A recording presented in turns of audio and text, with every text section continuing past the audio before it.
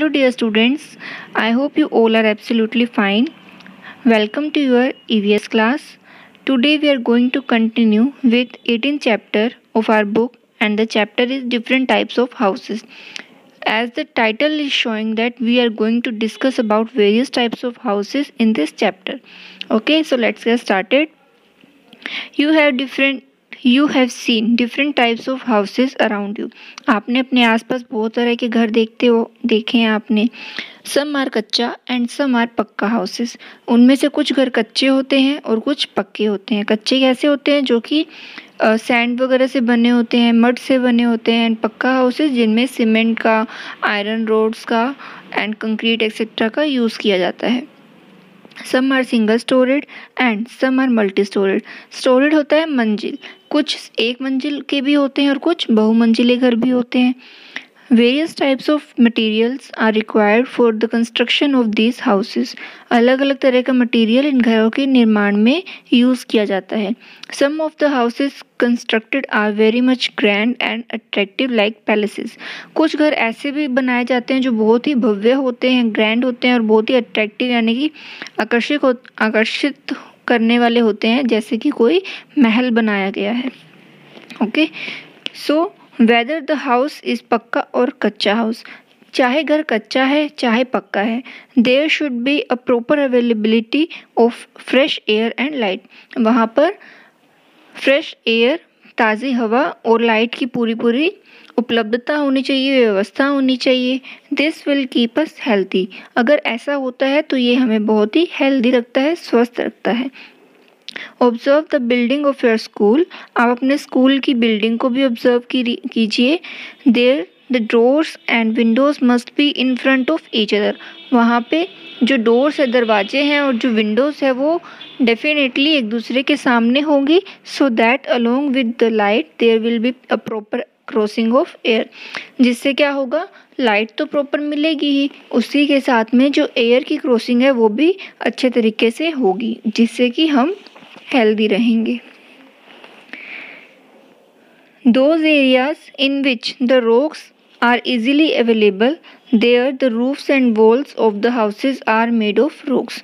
जिन areas में rocks यानी कि चट्टान बहुत इजीली मिल जाती है, वहाँ पर छत जो होती है, छत और दीवार जो होती है वो उन घरों में रॉक्स से ही बनाई जाती है. The roofs and walls of the houses are made of sand and bricks in those areas where rocks are not easily available. और जिन एरियाज़ में रॉक्स इजीली अवेलेबल नहीं होती है, उन एरियाज़ में घर जो है वो रेत से, सैंड यानी कि रेत एंड ब्रिक्स मीन्स ईंटों से बनाए जाते हैं. Nowadays, आजकल the roofs are also constructed by filling the cement and concrete in a structure made up of iron. आज के टाइम पे क्या होता है, घर बनाने के लिए, घरों की छत बनाने के लिए सीमेंट एंड कंक्रीट का यूज़ भी किया जाता है, जिसको आयरन की रोड की एक स्ट्रक्चर बनाकर उसमें फिल किया जाता है. These are called RCC roofs. ऐसे छत जिनमें आयरन रोड्स का यूज़ किया जाता है, उसी के साथ में सीमेंट एंड कंक्रीट का यूज़ भी किया जाता है, उन रूफ्स को हम कहते हैं आरसीसी रूफ, जिसकी फुल फॉर्म है reinforced cement concrete roof. Okay, in the areas near the forest and in hilly areas there is abundance of trees, therefore more wood is used for the construction of houses in these areas. ऐसे areas जहाँ जंगल जो है या जो hilly areas है, पहाड़ी इलाका है, वो पास में पड़ता है, वहाँ पर ट्रीज बहुत ज़्यादा होते हैं. अबंडेंस होता है बहुलता होना या आधिक्य होना, यानी कि ज़्यादा अमाउंट में प्रेजेंस होना. ओके, तो जिन एरियाज़ में फॉरेस्ट नज़दीक होते हैं, हिली एरियाज़ नज़दीक होते हैं, उन एरियाज़ में ट्रीज़ भी बहुत ज़्यादा मिलते हैं. Therefore more would is used for the construction of houses in these areas. और इसीलिए उन एरियाज़ में घरों के कंस्ट्रक्शन में वुड का यूज़ ज़्यादा किया जाता है. These days, some people migrate from village to the cities in search of employment. आज के टाइम पे कुछ लोग जो है वो माइग्रेट करते हैं, यानी कि माइग्रेट का मीन्स होता है एक जगह से दूसरी जगह पर जाना, शिफ्ट होना. मतलब हम एक जगह को छोड़कर जब दूसरी जगह पे शिफ्ट होते हैं, उसे हम कहते हैं माइग्रेट। तो आज के टाइम पे क्या होता है, गांवों के जो लोग हैं, विलेज के जो लोग हैं, रूरल पीपल जो है, वो एम्प्लॉयमेंट की सर्च में, एम्प्लॉयमेंट यानी कि रोजगार की खोज में वो विलेज से सिटीज़ की तरफ माइग्रेट करते हैं, due to which in the cities the land availability is less when compare to the increasing number of people. इस वजह से क्या होता है, सिटीज़ में ज़मीन की जो है कमी हो जाती है अगर हम कंपेयर करें कि वहाँ पर कितने लोग रह रहे हैं, यानी कि number of people would be increased and land availability is less. However, everybody needs a house to live. लेकिन हर किसी को रहने के लिए घर तो चाहिए। Therefore, the houses are constructed close to each other. और इसीलिए घर जो है वो बहुत पास पास बनाए जाते हैं। Therefore, this is the reason that multi-storied houses have also to be constructed in the big cities. और यही रीज़न है कि बड़े शहरों में multi-storied houses यानी कि बहुमंजिला घर बनाए जाते हैं। In the given figure, there is a multi-storied house is shown. यहाँ पर आपको एक इमेज शो की जा रही है जिसमें कि multi-storied house को शो किया गया है। There is a common roof in these types of houses. इन घरों में क्या होता है, एक सभी के लिए एक कॉमन रूफ होती है क्योंकि मल्टी स्टोरेड है। यूँ तो है नहीं कि हर एक मंजिल पर हम रूफ बना सकते हैं, रूफ तो एक ही होगी, तो वो ऑन द टॉप होती है और सभी के लिए एक ही होती है। Similarly, the staircase and the elevators are also common and used by all the people living there. और इसी तरह से staircase यानी कि सीढ़ियाँ और जो लिफ्ट होती है वो भी सभी के लिए एक ही होती है और सभी लोग मिलकर उसे यूज़ करते हैं। There is a high expenditure if a house with all the basic amenities and luxurious facilities is to be constructed. Expenditure होता है खर्चा जितना करते हैं हम। एमेनिटीज़ होती है सुख सुविधा और लग्जरियस का मीन होता है भव्य या शानदार। तो तब बहुत ज़्यादा खर्चा होता है अगर हम एक घर ऐसा बनाएं जिसमें सभी बेसिक सुख सुविधाएं हो और वो शानदार फैसिलिटीज़ वाला भी हमें बनाना है, तो उसके लिए बहुत ही खर्चा लगता है। People construct house according to their requirement and capability. लोग जो है वो अपना घर उनकी रिक्वायरमेंट, उनकी ज़रूरत कितनी है, कैसा उनको घर चाहिए और उनको कितना खर्चा कर सकते हैं, उनकी कैपेबिलिटी कितनी है, इस पे डिपेंड करता है कि वो कैसा घर बनाते हैं। That's why some houses are big and small और small and some are kachcha और पक्का हाउसेस। और यही रीज़न है कि कुछ घर बड़े होते हैं, कुछ घर छोटे होते हैं, वहीं कुछ घर कच्चे भी होते हैं और कुछ घर पक्के होते हैं। तो ये कितनी कैपेबिलिटी है एक पर्सन की, ये सब उसी पे डिपेंड करता है। The government also provides houses constructed with the basic facilities to the people. Government जो है वो भी लोगों को घर प्रोवाइड करवाती है विद द बेसिक फैसिलिटीज़, यानी कि उसमें इलेक्ट्रिसिटी हो, प्योर ड्रिंकिंग वाटर की फैसिलिटी हो, फर्स्ट एड हो, इन सब को इंक्लूड करके गवर्नमेंट भी जो है लोगों को घर प्रोवाइड करवाते हैं। और the payment for these houses is to be given in small installments. और जो इन घरों की पेमेंट होती है वो एक साथ कैश हम नहीं देना चाहते तो हम नहीं दे सकते, हम उसको इंस्टॉलमेंट्स में भी पे कर सकते हैं। In this way, इस तरीके से everyone gets a house as per his or her requirement and capability.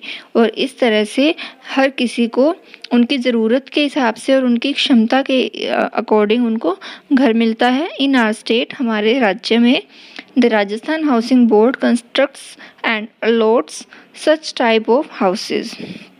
हमारे स्टेट में, हमारे राज्य में राजस्थान हाउसिंग बोर्ड जो है वो इस तरह के घर को कंस्ट्रक्ट करवाते हैं, बनवाते हैं एंड उनको उन लोगों को देते हैं जिनको इनकी नीड होती है। नेक्स्ट है हमारा टॉपिक कॉमन शेल्टर यानी कि रैन बसेरा। कॉमन शेल्टर्स क्या होते हैं? कॉमन शेल्टर वो होते हैं जिनके पास में अपने घर नहीं है और गवर्नमेंट उनको फ्री ऑफ कॉस्ट एक शेल्टर प्रोवाइड करवाती है, एक जगह देती है जिसमें कि वो रह सकते हैं इजीली। तो उन एरियाज़ को हम कहते हैं रैन बसेरा या फिर कॉमन शेल्टर।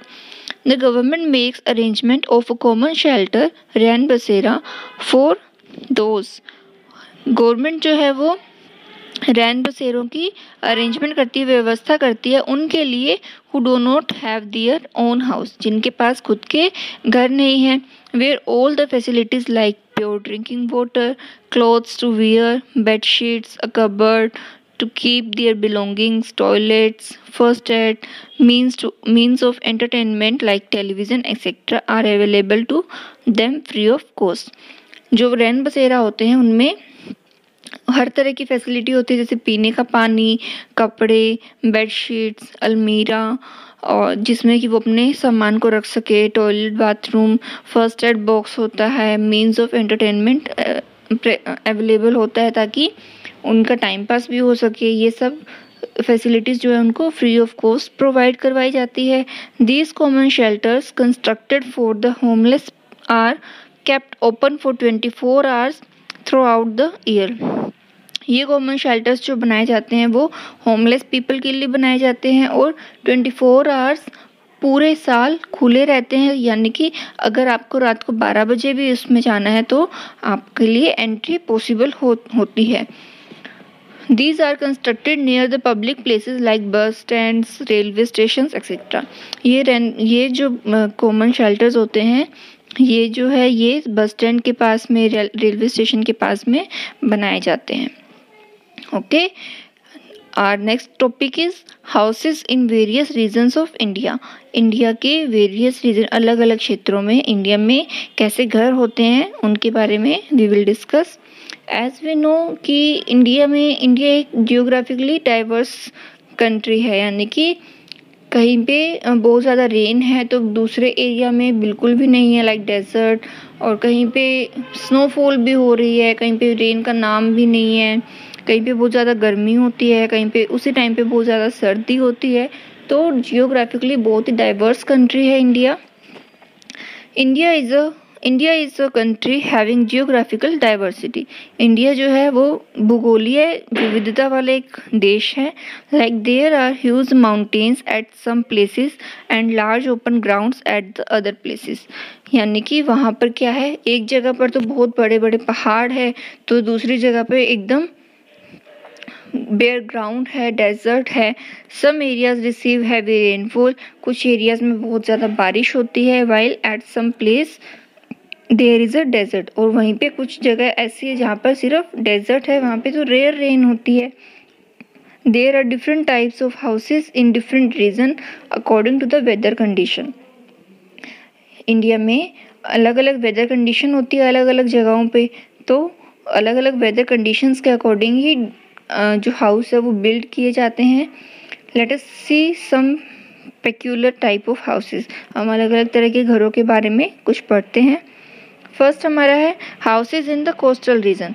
कोस्टल रीजन वो होते हैं जो तटीय इलाके होते हैं, जहाँ पर सी बहुत पास में होता है, जहाँ पे वाटर की जो अमाउंट है वो ज़्यादा होती है, तो वो एरियाज, उन एरियाज़ के पास में जो घर बनते हैं उनको कहते हैं coastal region houses. Look at the map of India. India के मैप में अगर हम देखें, it is surrounded by sea on 3 sides. अगर मैप को हम देखते हैं तो इस इंडिया की 3 साइड्स जो है वो टोटली सी से घिरी हुई है, आसपास पूरे के पूरे सी है, वाटर है।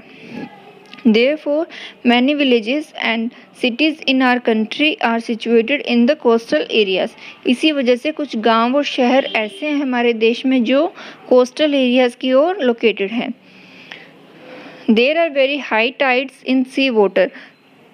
There are very high tides, यानी कि बहुत बड़ी बड़ी लहरें उठती है समुद्र के पानी में। Wind storms are also there, हवा के बहुत तेज तूफान वहाँ पर आते हैं। Sometimes these areas can become flooded in if there are heavy rains. और क्योंकि वहाँ पर बहुत ज़्यादा पानी ऑलरेडी है और बहुत ज़्यादा रेन हो जाएगी तो क्या होगा, वो एरियाज फ्लडेड हो जाएंगे, वहाँ पर बाढ़ आ जाएगी।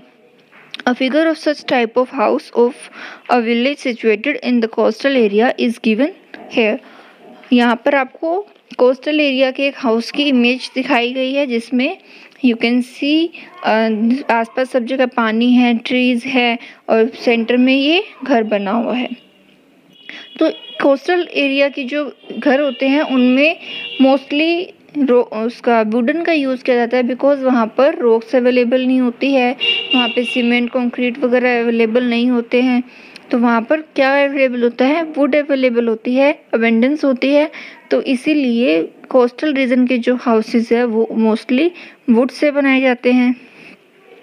Next type of houses in the hilly areas, यानी पहाड़ी इलाकों में जो घर होते हैं उनके बारे में we will discuss. The state of our country like Himachal Pradesh, Jammu and Kashmir etcetera are the states with hilly regions. हमारे कंट्री के कुछ ऐसे स्टेट्स है, कुछ ऐसे राज्य है जैसे हिमाचल प्रदेश, जम्मू एंड कश्मीर, ये क्या है, ये हिली रीजन है, यहाँ पर पहाड़ जो है वो बहुत ही ज़्यादा है। There is more snowfall in this region, इन रीजन्स में क्या होता है, बर्फ़ बहुत पड़ती है, स्नोफॉल बहुत ज़्यादा होता है। The roofs of the houses in these areas are also sloping होती है, ढलान वाली। आप देखते हो जो हट बनी होती है, हट लाइक उनकी रूफ होती है, वो किस लिए होती है, ताकि जो स्नो आ रही है वो उनकी रूफ पे कलेक्ट ना हो, वो वहाँ से नीचे की ओर आ जाए, इसलिए वहाँ की रूफ जो है वो स्लोपी बनाई जाती है। यहाँ पे आप इमेज में इस टाइप के हाउसेस देख सकते हो। हिली रीजन्स में जो हाउस होते हैं उनकी स्लोप्स जो होती है वो रूफ्स जो होती है वो काफ़ी स्लोपिंग होती है। थर्ड टाइप ऑफ हाउस है हाउसेज ऑफ स्नो, यानी कि इग्लू हम कहते हैं, जो बर्फ़ के घर बनते हैं उन्हें हम कहते हैं igloo. You have seen that the materials like rock, sand, wood, iron etcetera are used for the construction of houses. आपने देखा है कि घरों के कंस्ट्रक्शन के लिए रॉक्स, पहाड़, चट्टान, रेत, लकड़ी, आयरन, इन सब का यूज़ किया जाता है। However there are some places in the world where these materials are not available at all. तो वर्ल्ड में ऐसे कुछ प्लेसेस है जहाँ पर इस तरह का मटेरियल बिल्कुल भी अवेलेबल नहीं होता है। तो वहाँ पर क्या होता है, लोग भी बहुत कम होते हैं। There is snow everywhere in this place, उन एरियाज़ में क्या होता है, बहुत ही ज़्यादा स्नो होती है, हर जगह स्नो ही स्नो होती है। So a very less number of people live in this places and those who live. तो क्या होता है, जब हर जगह स्नो है तो उस एरिया में बहुत ही कम लोग स्टे करते हैं, बहुत ही कम लोग रहते हैं। And those who live there houses are made of snow, और वहाँ पर जो लोग रहते हैं तो उनके घर किससे बने होते हैं, बर्फ़ से ही बने होते हैं। A figure of house made of snow is given below. यहाँ पर आपको एक इग्लू की इमेज शो की जा रही है। इग्लू क्या होता है, जो स्नो के हाउसेज बनते हैं उसे हम कहते हैं इग्लू। सो here our chapter is completed in which we learned different types of materials are required for the construction of houses. घरों की कंस्ट्रक्शन के लिए अलग अलग तरह के मटेरियल यूज़ होता है। The houses are of different types depending upon the weather condition, requirement and capability.